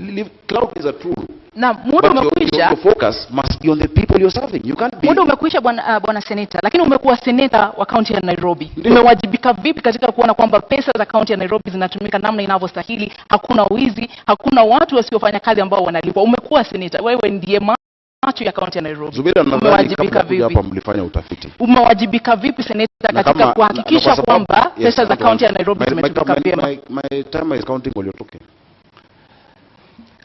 Kama mlifanya utafiti, ungeona zile ripoti ambazo nimewasilisha, zile miswada na hoja ambazo nimezileta kwa bunge. Hapo kati ya hizo miswada na hoja, kuna ile ambayo inaitwa prompt payment bill walikuwa wanaleta. Ilikuwa nimeshapitisha kwa bunge. Ukiangalia yale unajua zile ripoti ambazo nimewasilisha kwa bunge, zinazungumza itakuwa ni njia gani tatumia, mbinu gani, form itakuwa vipi kwa kisha ule jamaa. There's a guy who works just across over here in Cultivar. He's called Fred. He's one of the procurement people. Akona wines and spirits Buruburu. Anasema kwamba wakati akiwa job anasikia hawa watu wa NMS na GSU wamekuja, in their WhatsApp group they tell each other that hawa watu wamekam. Kuna wimbo wanasemanga walikam na kinini, vijana wa Nairobi wanajua. Wamekam na Subaru. Na wakikuja hapo they tell each other in the WhatsApp group, they close all the shops. That's why this military you're praising has not collected 7 billion this year. Let's take power back to the people. And we try to define this election. It's not about liars and who don't lie. It's about a state project and a people's governance. Speaking about people's governor, power to the people, let's give some power to the people who weighed in on this debate. We had asked some questions from Nairobians, and I believe we're ready to sample them right now.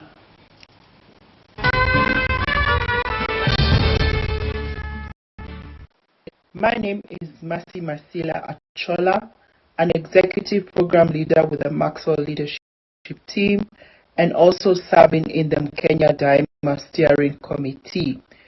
My question to the Nairobi gubernatorial candidates is, if elected to office, could you share with the residents of Nairobi what can we expect from you in your first 100 days in office?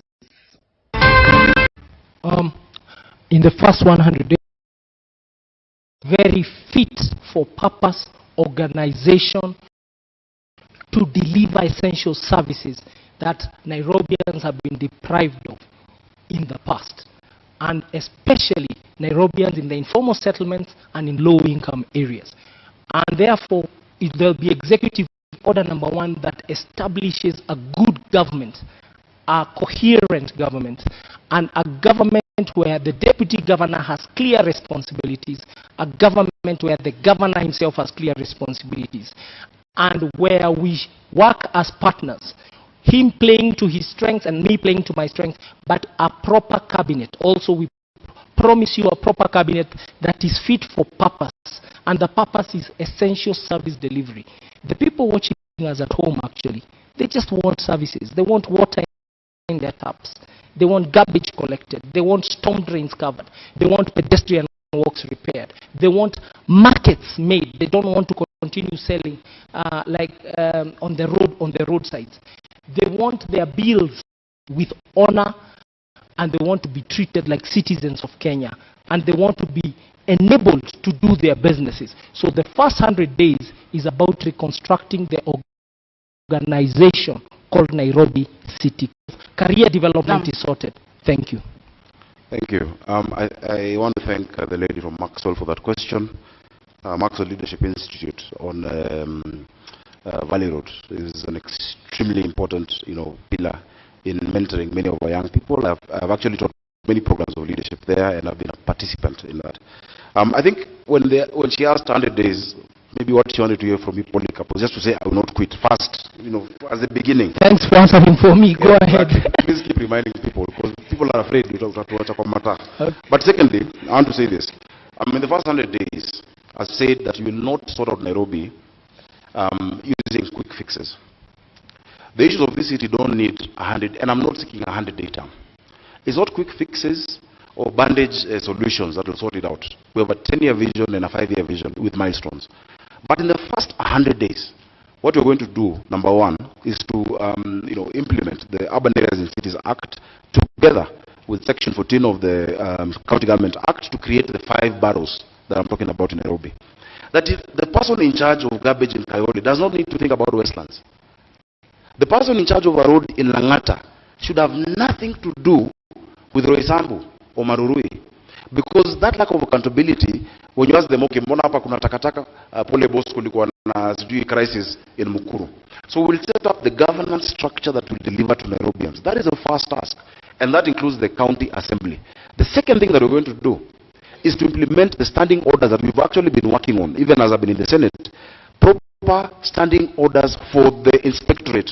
We cannot have people criminalizing business, chasing our hawkers, throwing sticks at them. They must have proper, like any discipline force, standing orders. And finally, we'll implement the one business permit. You can't have businesses with 10 licenses. No. Today there is fire, tomorrow there is one. It will be one license, right. And that will pay every other entity that needs to be paid from that one license that you pay.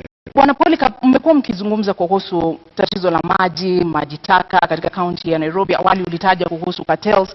Je, unaamini kwamba ubinafsishaji wa huduma hizi katika kaunti ya Nairobi utasaidia katika kusuluhisha baadhi ya matatizo ambayo yamekuwepo kuhusu usimamizi wa huduma hizi?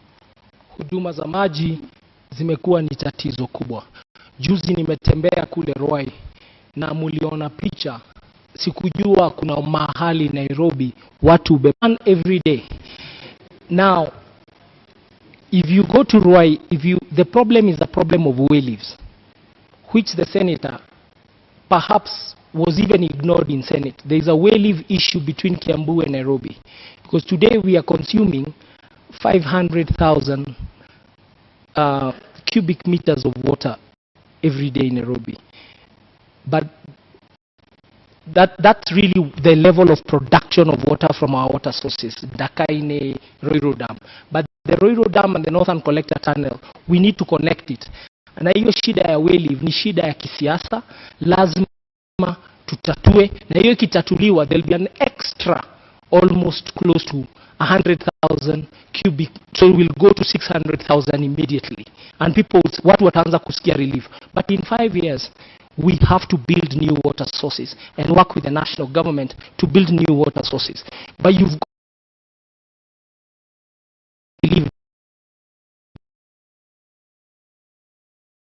in places like the Nyandarua ecosystem, Maragua Dam in Murang'a, and that's why Nairobi has to be secured by being assisted by the neighboring countries to the metropole that is Nairobi City County. Senator Sakaja, the taps in many homes and other businesses are running dry, but their water bowsers full to the brim and coming at a premium. How will you sort this? First, again, it's really nice that we're at a university, because I need to school my friend about water. There are many things you've said that are you're speaking about. Nairobi has 4 water sources. The first water source is Kikuyu Springs, just after Kikuyu campus. That was set up in 1907. After that, we developed Ruru Dam in 1936. It provides 4%. Kikuyu Springs provides only 1%, which is 4,000 cubic meters of water. The third one is Sasumwa in Njabini. Sasumwa produces 11% of our water requirement in Nairobi, comes through Kabete treatment plant, then comes down this way. And the fourth one, the biggest of course, is Ndakaine, which gives us 84% of our water.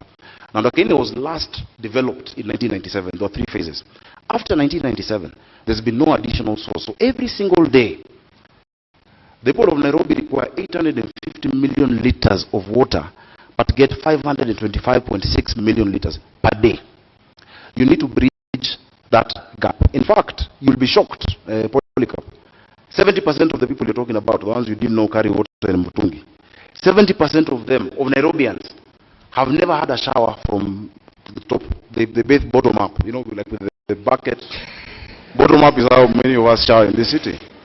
We want to give our people dignity. There is no dignity when women are scrambling outside these boreholes that have been created and the water sources every day for water. The issue of distribution then is the next thing that must be. I asked about this time thing because I've just spoken about the quantity.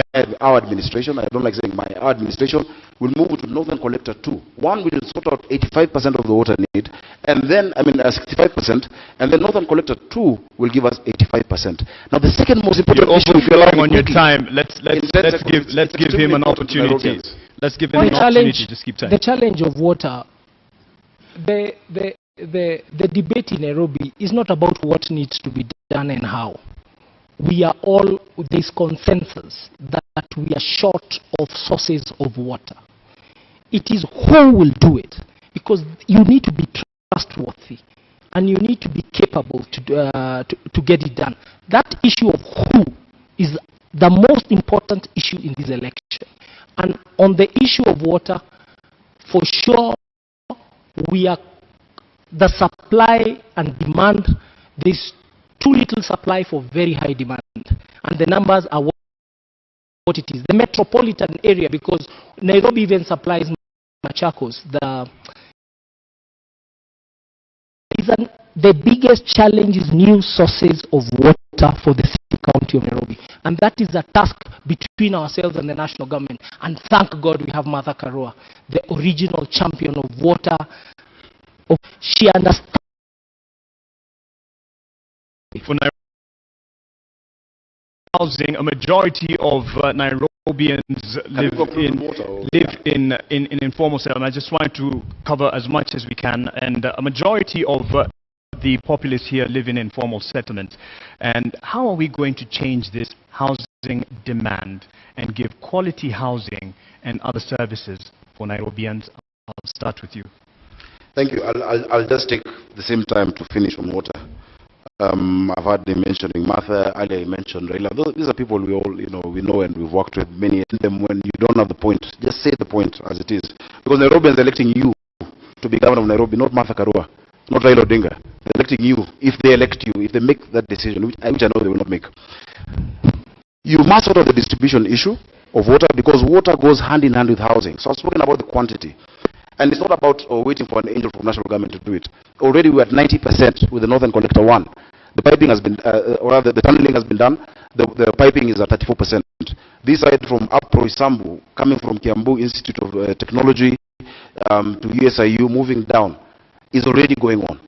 We have so many areas that do not have piping. I've never had piping in Nairobi. There are people who actually build houses across what were the physical levers. They shut it down, they collect water, and then you see these bowsers moving around or in a mess. That will come to an end using SCADA technology. Whereas governor, I'll be able to see on my phone. Is a huge challenge in this city, and it's also something that the built environment has many people lack dignity of building houses, tenure, and giving them proper land of government to actually partner with them to build these houses. We can actually do it through the silo model, where you build and people move and come in there. Urban renewal is being resisted in Eastlands because of lack of trust of that institution or body that is praising here today. I wish you go there tomorrow and tell them what you said about NMS. Bwana Polycarp, maji ni mojawapo ya shida ambazo zinakumba wale ambao wanaishi katika mitaa ya mabanda katika kaunti ya Nairobi. Hasa ni mpango upi ambao uko nao wa kuinua na kuimarisha hadhi ya watu ambao wanaishi katika mitaa ya mabanda katika kaunti ya Nairobi na changamoto ambazo wanakumbana nazo? So first of all, the county of Nairobi in its own books owns close to 532 hectares of land. On it sits 12,000 single dwelling units. Nairobi has to strategically densify, but that participation. You can already hear my competitor is whetting his appetite to steal your homes. You people in Makadara and Jericho, umesikia led. I have told you, this thing called urban renewal, which is what they want Nairobi to take, we have to be very careful. It needs proper conversations around it, and we must build housing that is truly affordable housing, decent housing, and before we build, we must ask the people who sit in those estates, mnataka nini? How will this work, and how will you be compensated? Before that is done, we are rushing, and you've seen a big rush towards that work, and we are saying, put it on hold. The Constitution demands proper public participation, proper understanding, and I want to believe that conversation has already not been held. So the housing question in the informal settlements is to continue the work that has started. Roads, water, sewer, boreholes. These informal settlements require a lot of investment, and that investment requires allocation of improving our revenue and also making sure Senate allocates us the money we require to attend to high density areas. Okay. A rebuttal in terms of what he said on your housing urban development plan there, an opportunity. There are people waiting in the wings to come and steal your houses, and you've had the private sector. I don't know who represents the private sector here on this stage. If you look clearly, then away from Nairobi. I represented the people of Majengo in Kamkunji in court to fight what you're talking about. You are somewhere in your Bentley, living the life, never spoken about an issue from slums in Majengo. The slums are put down and put in 11,000 bob houses where they're paying 5,000 shillings, 4,000 shillings. Today, the amount of money owed that they need to pay 60 million shillings. That's what someone wants to steal the houses. Rushing. Just this week, there have been more than 3-4 advertisements on the newspaper for them to engage contractors on urban renewal, and they have 28 days to go. They must stop that, and I'm putting them on notice. In fact, it's against the law. An entity whose time has ended cannot engage in 10-15-year contracts today. He doesn't have the guts to talk against NMS, and he will not. But they must not do that, because the people that you're talking about, I have represented for 5 years. NMS is not an enemy of Nairobi. I have not run away from them, and they are saying they believe urban renewal must be done. They don't trust those people who are doing it. And you say it's an issue of trust. It's not about who's going to do it. The first thing, basic thing that they want is to know that that person will be there to do it for 5 years and will not run away. first deliver on that. Unfortunately, it's time out for us in terms of this debate. There's a lot to cover. I believe both of you gentlemen have spoken and have alluded to the fact that you have the manifestos will be open to the public, Nairobians to be specific, to peruse and digest. And that is where we will end it at this opportunity. I believe even the time for closing remarks are not there. If we probably managed the time a bit better in the beginning, it would have jolted the discussion. Asanteni sana kwa kuja. Thank you very much. Thank you very much for having me. Naam, wasemapo wahenga kilicho na mwanzo lazima kiwe na mwisho. Hii sasa ndio tamati ya mjadala baina ya wanaomezea mate kiti cha ugavana katika kaunti ya Nairobi. Indeed, our appreciation to the candidates, Polycarp Igathe and Johnson Sakaja, and to you, the audience that turned up here and up there watching on television and from around the world, of course, online. Thank you all. My name is Mark Masai from NTV. Nami naitwa Zubeida Kome na kutakia usiku mwema. Zubeida Kome kutoka KTN News.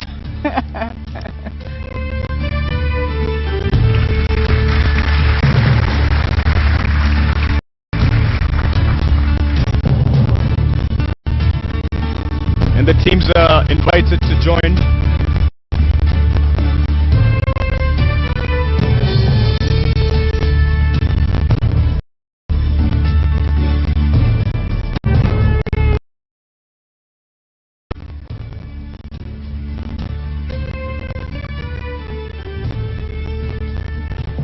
Well, there you have it. The first ever Nairobi Gubernatorial debate hosted by the Presidential Debate Secretariat has, according to many of my analysts here, lived up to its billing and set the stage for the other two debates. One that will happen next week, Tuesday, and the other the week after for the Deputy President's race and the President's race as well. I dare say if it's a debate you tuned in for this evening, I'm pretty sure it's one you got. The question is, however, a debate on what? Was it a debate on the issues that plague Nairobians today that live within this great county, or was it a debate on rebuttals and counter-rebuttals between Johnson Sakaja and, of course, Polycarp Igathe as well? That's some of the feedback I'll be looking from my panelists who've been patiently and keenly following this particular debate. But first, let me read your feedback. This is what Nairobians and Kenyans are saying this evening. Nathaniel Kevin on Twitter says, an insightful debate, character traits coming out strongly, a peek into the capabilities of each participant. Well, I perceive admirable leadership qualities. Let us vote wisely.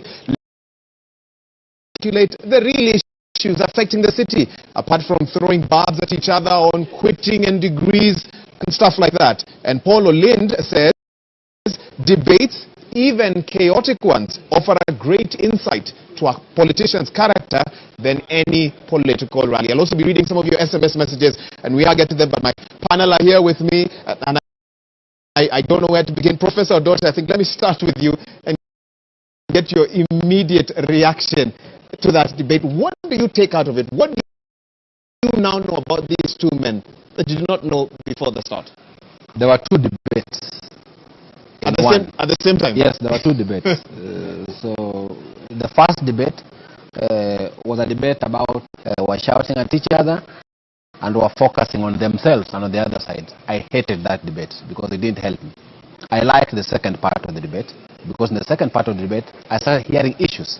Unfortunately, there are too few issues. The issues that I had that for me made me happy. I like the ideas from Governor Sakaja about governance. The ideas about barrows, I think, was an excellent idea. I like his grasp of Nairobi. He knows Nairobi. And task of interrupting you. I promise I will give you a chance to finish your point. Frederick, I do have a debt that I owe this man, but I'll come back and repay it. Frederick Mutiriri, I'm told you're on standby with one of the candidates. So let's hear that immediate reaction minutes after that debate concluded. Shukran sana Wahiga Mora kutoka Citizen TV. Nashukuru sana mie Frederick Mutiriri kutoka TV 47. Ninaye hapa mwaniaji wa kiti cha ugavana Polycarp Igathe, na pale ndani mwaniaji kulikuwa kipita ambazo zimekuwa zikitajwa sana. Huenda wa Nairobi wakawa wanakuona kwa njia tofauti kutokana na wakati ambao ulihudumu kama naibu gavana. Wacha niseme hivi. umeona wapinzani wetu kazi yao kubwa ni kuamini kwamba wewe unatakikana ufanye kazi, wewe unatakikana ukae kwa ofisi upate mshahara bila kupata kazi. Hiyo ndio swala kubwa sana ambalo wamegusia leo. Lakini sisi ni waadilifu, sisi ni waaminifu, sisi tunaajibika, sisi ni wachapa kazi, na ni heshima kwa katiba na kwa wananchi wa taifa la Kenya. Wewe ukiona hauwezi fanya kazi, hilo ndio jambo ambalo wanaona ni kubwa sana. Jambo la kudanganyana makaratasi, jambo la ukosefu wa masomo, jambo ya wizi, hao masuala hawaoni kama ni makubwa kama hilo swala la lingine, lakini ndivyo hivyo, ni wenzetu, tutaendelea na tutawashinda. Asante. Lakini kabla haujaondoka nikuulize kwamba wakazi takriban ama wapiga kura takriban milioni 2.4 wamekuwa wakitazama mjadala wa jioni ya leo. Unadhani kwamba umeweza kujieleza kama kiongozi ambaye ataweza kupigana na ufisadi vilivyo, kwa sababu lilikuwa ni jambo ambalo limeleta tumbo joto hapo ndani? Natumai nimewaeleza na pia tutaendelea kuwaeleza katika kampeni zetu kwa Nairobi mambo ambayo yanaendelea ya ufisadi. Ni mambo ambayo yameandikiwa maripoti mengi, kuna nakala mingi ambazo zimeandikwa na institutions mingi sana, na hiyo kazi inajulikana. Kwa hivyo hakuna debate about kupigana na ufisadi. Asante. Tunakutakia kila laheri. Wakenya wana Nairobi wataamua ifikapo tarehe 9. Asante. Tuelekee sasa upande ule mwingine. Leila Mohamed pamoja na Francis Gashuri ambao pale na Nairobi Sakaja. Twende kule. Thank you very much, Beatrice and Frederick. It's been 180 minutes, 90 minutes of the second debate. Quite a heated one, Francis. Quite an encounter, a banter that many Nairobians this evening were hoping for. Senator, good evening. For a moment there, we were keeping our heartbeats, hoping you would come, you would not come. You're here. Do you feel you have punched above or below your weight? I feel we needed more time to talk about the real issues of the people of Nairobi. The people, apart from the side shows that are of course choreographed by those I'm running against, but all the same, I'm glad with the time we've had, we've been able to at least speak about certain policy proposals that we have for the city. Nairobi is for all of us. Politics is not enmity. I believe in siasa safi. Politics is not enmity. After the election, we will have one county that we must remain in, and let us also not be divided in terms of parties. Let's not be divided in terms of tribe. Let's remember that we're one tribe called Nairobi. Thank you very much. Absolutely, and Sakaja, feels like a rematch should be coming up because that was a real debate. Is there something that you felt that probably you needed to respond to, particularly that touches on people of Nairobi, in a minute? At some point last year, I went to donate desks in Dagoretti, in a school called Gatina Primary. And when I gave them desks, normally you ask the children, what would you like to get from me? And they say, oh, Super Senator, and I thought they'd ask for sweets, or for a bowl, or for a school bus, even ambitious, and they said they wanted food. We have, as a parent, that broke my heart. We have too many children who are out of school because of food. Poverty is the worst. And so I wanted to talk about the school feeding program that we're going to institute in Nairobi for all our children. That at least you'll be able to lower the cost of living for those parents. You save them close to 3,000 shillings a month, and attendance goes up. Many schools at 12:30 they tell the kids to go look for a meal. They don't come back. They're missing a third of the education. If you want to finish a country, you finish the children. So I really want to talk about school feeding. I want to talk about how to clean up Nairobi. I want to talk about the recycling plant and waste to energy in Dandora, and just moving that away. We have an entire wing at Kenyatta and Igathe for respiratory illnesses for the people of Dandora. I want to talk about CHVs, our community health volunteers who are doing an amazing job across the county of Nairobi, who need to be incorporated, and from the day we get into office, they'll be part of our health system. Thank you very much, Sakaja. The person to ask for a rematch is Clifford Machoka. I think actually there's a rematch on the 9th of August, and that will be now a technical knockout at 9 a.m. The voters will decided. 22.1 Thank you very much. million or 22.1 million in the country and the 2.4 million in Nairobi County. Thank you. We wish you the very best of luck. Thank you very much. Thank you. Leila, VR imetembea kidogo, so we take it back to Wahiga. Wahiga, take it away. Wahiga, talk to us about the facts and the figures. Has this debate build up to its expectations of 2.4 million registered? That at least 24% of them are undecided, and I don't know whether this debate helped a few of them to make their minds up. Professor Dote, did you get that sense in the second part of the debate? Because you said you saw debates. In the second part of the debate, unfortunately, I don't think that it will help a lot because they spent too much time on what I like is conversation about involving citizens. I think that was a good conversation. I also like his debates about the unique status of Nairobi in terms of the relationship between national and county government. The things I did not like. I didn't like the fact that Johnson, my good friend, did not apologize for coming late. Shockingly, despite his conversation about Siasa Safi, I didn't like his arrogance. And lastly, I did not like the conversations from Igathe of over-focusing on Johnson and not himself. So those are the things I didn't like about the debate. What you call arrogance, others call confidence, but depends on which side of the table you're seated. Let's hear from you, Wanjiru. Bruising, exciting to listen to. I'm not sure the 26% will be able to decipher, but we definitely got a lot. Igathe, I got a sense that he had prepared and articulated his implementation strategies pretty well. I liked his revenue strategy, breaking down the streams, sealing the loopholes. I found that to be very pragmatic and a low-hanging fruit. Whether he links it into the cloud, the governance culture gap, that's not necessarily accurate. I liked the eggs, the neighborhood. Of course, his take on NMS, for me, is, in fact, the word I would use, it's odious, because... This is Igathe. Yes. Igathe's take on NMS is totally misplaced. And I think Sakaja brought that out very well, because the situation on the ground is that NMS has really, it hasn't been accountable. Contrary to what Igathe is espousing in public participation, it hasn't had public participation. It hasn't had accountability. There's been a lot of coercion of citizens. On Sakaja's side, I think he got the NMS. I also like the argument around the 5 boroughs. I like the idea. I didn't hear much about how it would be implemented vis-a-vis the services and the particular sectors, because you need a policy framework for that.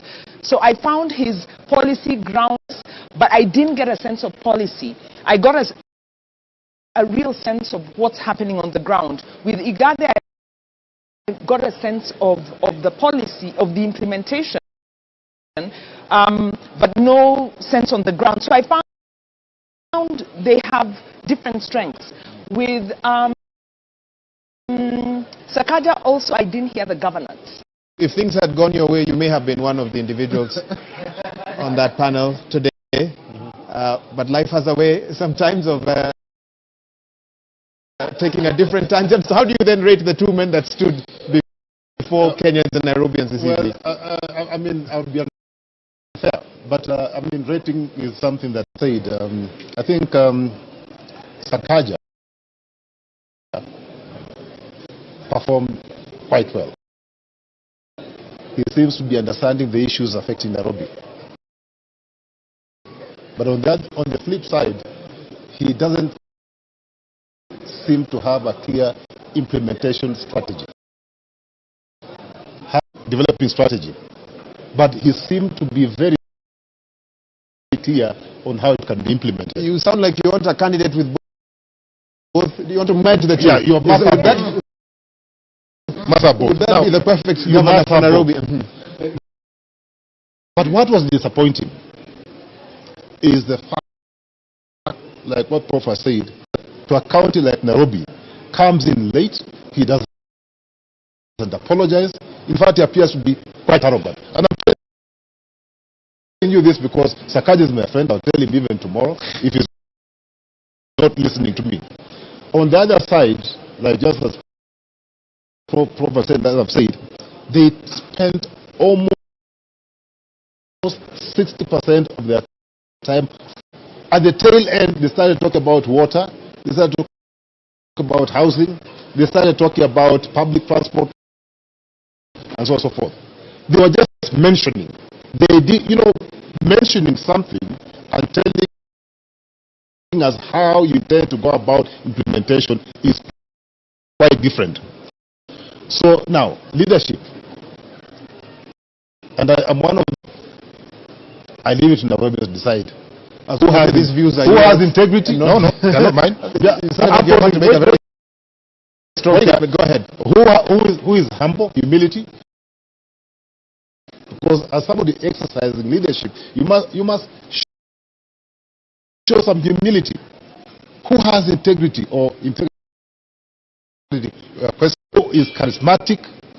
Who can we hold accountable?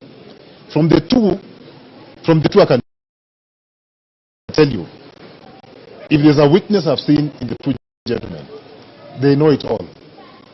So they may end up being very poor team players. So if they don't have a party that can whip them, but now we can have arrogant leadership. And that's your concern this evening? Yes. Professor Omenya, I know you have notes and incisive analysis of the debate, but let me first ask a basic question. Did anyone emerge a winner tonight from that debate? You were very clear earlier with your marking scheme for the earlier debates. So I'm going to go on. I'm not afraid to give marks because that's one of my key roles. I think despite coming late, Sakaja won by 65%. You didn't dock him for the lateness. And Igathe, in fact, I think it'll be